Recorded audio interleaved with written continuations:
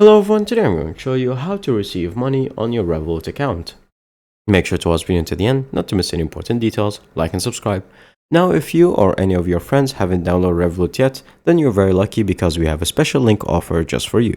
To download Revolut, all you have to do is scroll down until you see the first link in the description, or until you see the first link in the comment section below. Once you go there and you click on it, you'll be invited to this page where you can sign up with your phone number from any country that you would like, and you will receive a referral bonus and the best method to transfer money on your accounts. Now that you are set on the application, then all you have to do is go to payments. And then from here, you're going to select whatever contact that you might want that already has Revolut installed and they have their money set on there. So you go to the top right section for the arrow. And then from here, you're going to select bank, Revolut friend, or bank recipient, or card recipient, or crypto wallet. So you're going to select Revolut friend, and then search by ref tag, or you can scan their own QR code.